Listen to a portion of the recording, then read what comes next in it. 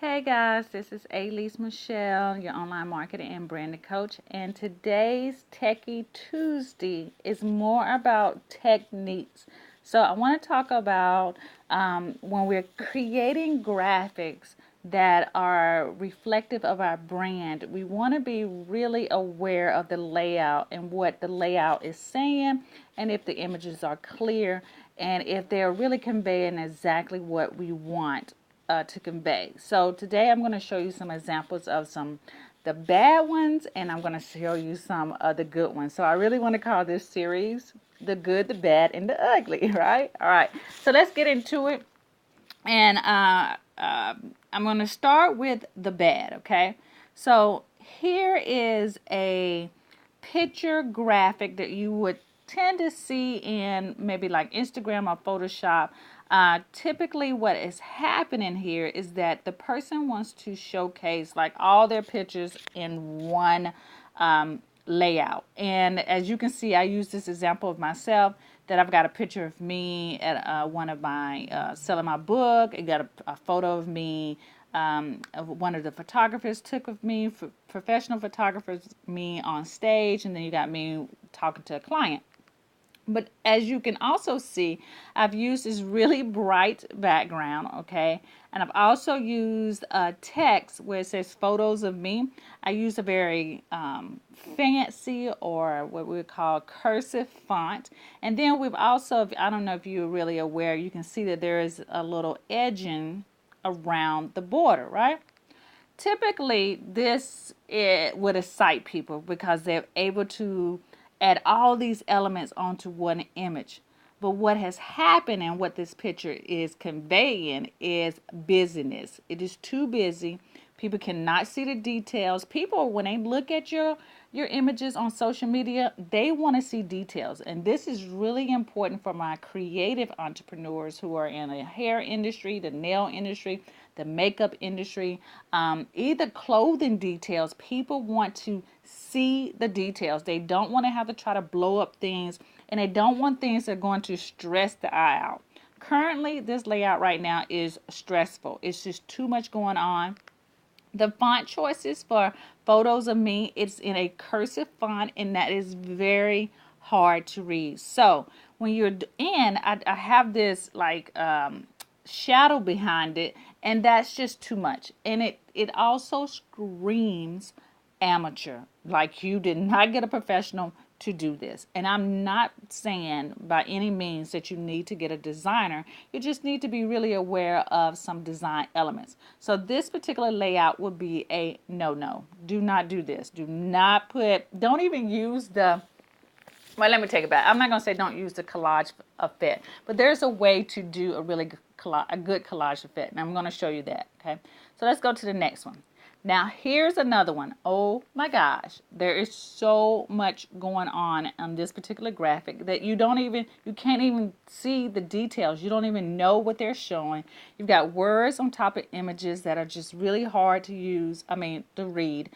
You've got different font choices, which is another thing that you want to be aware of. If you're going to use multiple typefaces of fonts, you want to stay within at least two different font choices. Do not put more than two. That's when it gets busy. If you're not really good at matching typefaces together, then I recommend only using one. Okay, use one font choice, and if you can make that font choice bold, then great, and you can make the other one regular, then you have two different font choices when you do that. But stick within two fonts on one graphic, okay? If that's not your forte, you're not really good at this design thing, then stick with one font choice, and you want it to be a clean, readable font choice. So let's go to the next one. Here's another one that I see, and there's some things going on here. Again, we got this collage effect going on. You got a lot of negative space, and what I mean by negative space, you've got a lot of space around the images. And literally, again, you cannot see the images. Like, this would have been a great photo by itself without all these words, without the strawberry emblem, without, these pictures turned on an angle. Just one picture of this strawberry moon would have been awesome. But again, some people just love to show a lot of stuff, and it just screams amateur. Another thing that you want to be aware of, a lot of times we're using apps that allow that are free, and they will put their logos on the bottom. So you see here at the bottom corner to the right hand side, you see pick collage. Well, that means that this is a pick collage. It's a free app. And again, this, if you're running a business, this again says that, my gosh, this person could not pay to $1.99. Typically, these are what these apps cost. They wouldn't pay $1.99 to get the logo removed, or they didn't have the time or the patience or the know-how to crop it out. Okay. So be aware of that, because this again screams amateur and also shows that you can, and I hate to say this word, can be a cheapskate. And that's not a good, you don't want that to be reflective of your brand. Also, this color red, I know a lot of us love the color red, and it's great if that's part of your brand. If red is part of your brand, then use red, but use red in a very sparingly way. This red background is just too overpowering, and it's a shock field, okay? So, if you're not really sure what colors to use in your brand, then I strongly suggest that you do some research on color psychology.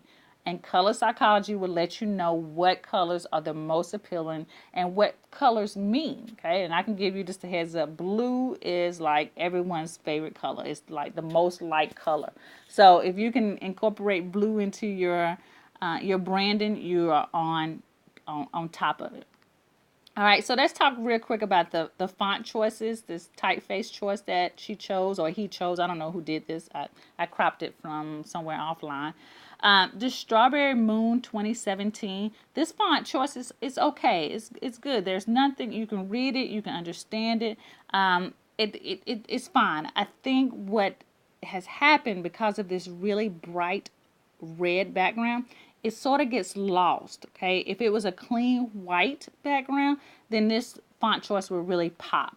Okay? So just be really aware of that too. All right, so this is a good use of collage, or the collage app, or a collage app, or photo app. Styles by Nadia is kicking butt right here. So as you see, there's two different photos. There's a photo of her in this full view of her bathing suit, and then she gives you a really close up of the side view of the swimsuit. So you actually get to see detailing. This is a great way to use the photo collage. Really good, right? And there's no words on top of it. She didn't watermark it. Oh gosh, please do not do that watermarking thing, because you're afraid that someone is going to steal it. You know, guys, just appreciate it. Take it as a compliment. I know, but again, watermarking something across the image screams amateur, and it also tells me that you are you are in that lack mentality. Okay, but that's another subject to talk about. So Styles by Nadia does a really good job using the photo collage. The second type of a quote graphic or image that I see a lot online that is really done very well. This is from Vicky Gold, and she chose a really, and this is an image that's quite busy, but it works because she has chosen to tone down the image, like give it a blue tone, or a black and white grayscale tone, and then she overlaid it with a quote. Okay, and as you can see, it looks like she's only using two different font styles. This really cursive font, and then she's using a really bold.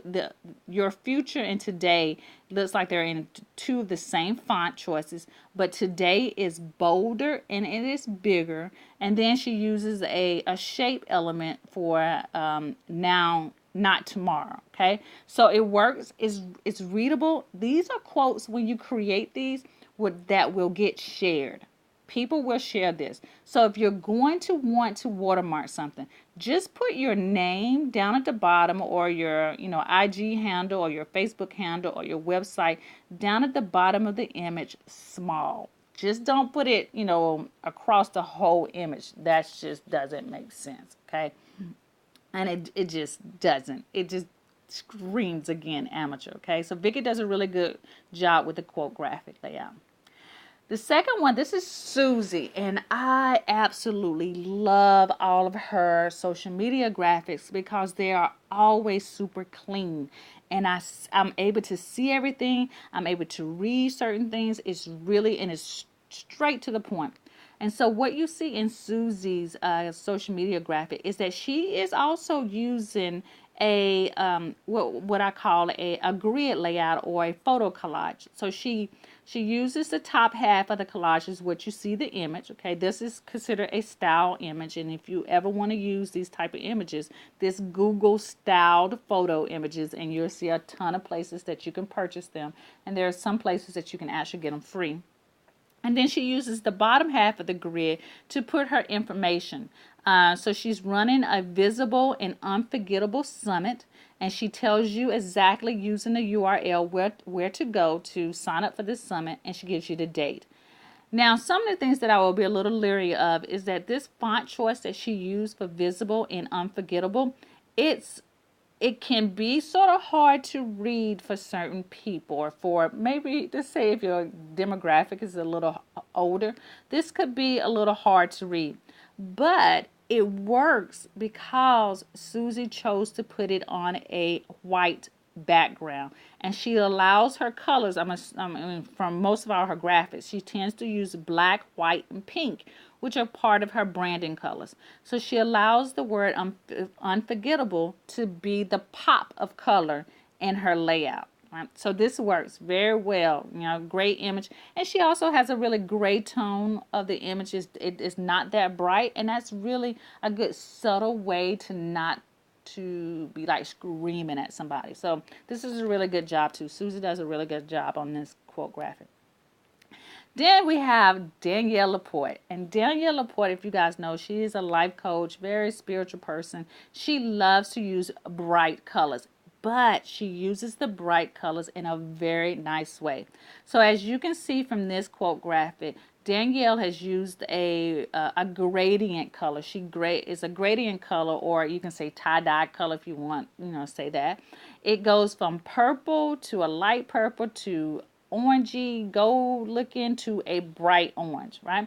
And what happens, why this works, is that she is not trying to put a lot of stuff on top of this particular quote graphic. All she's using is a quote. Okay, she used the quote symbol, and she's using the words itself. And this is all in one font. And as you can see, she puts her branded information at the bottom. It is very small. It's not overpowering, and it works. And she used a color like white, and white pops out on this bright color. So if you're going to use a really bright color background, then use a very subtle typeface color like maybe white, black, or gray. Okay, gray can be okay, but I'm going to say if you're going to choose them, choose either white or black. Okay, makes things a lot easier to see, and it's just pleasing to the eye. Now, this one, prosperity quotes. Now, he is using the 4 layout grid, and he is displaying the 4 different quotes that he tends to show on his site. Again, I'm assuming he or she, but this person's Instagram account has a very masculine feel to me, and the reason why it has such a masculine feel to me is because of the darkness of his images. So he puts a filter that has a dark overlay, and that he uses font choices or font styles that are very heavy in weight, like this quote that says focus on what you care about, and everything else is just a distraction. The font itself is very heavy and very strong like. So a lot of his quote graphics feel like this, and so I'm making the assumption that the owner of this Instagram account is a male. But I also want you to see that he is showcasing all 4 of his graphics, but he also puts his branding in the middle of these graphics. So it's not like, again, it's not on a diagonal. It's not covering up images that you can't read. It's just really clean. It follows a grid-like layout.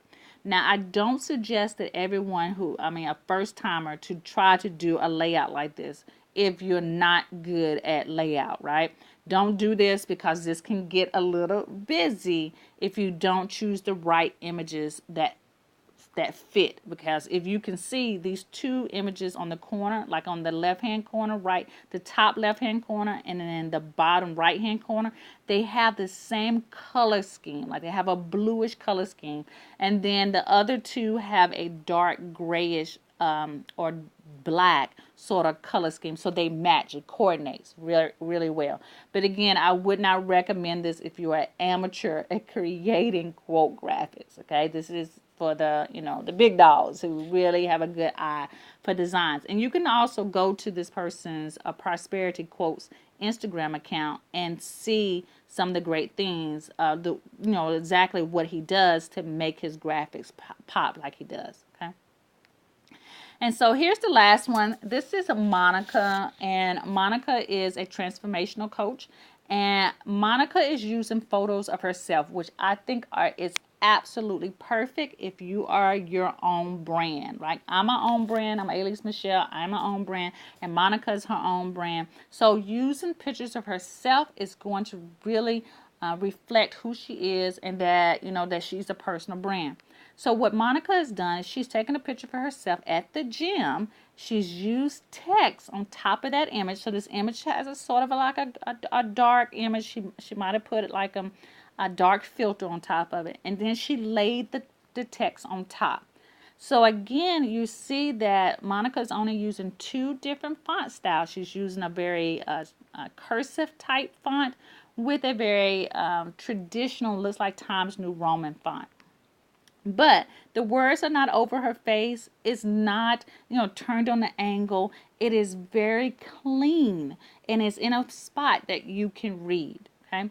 So I just want you guys to really start to think about, when you're doing your layouts, your quote graphics, how important it is to create layouts that are easy for people to see and see the detailing and be able to read. It's essential that your layouts are clean that way, so people can see you as a professional in the industry that you're in, right?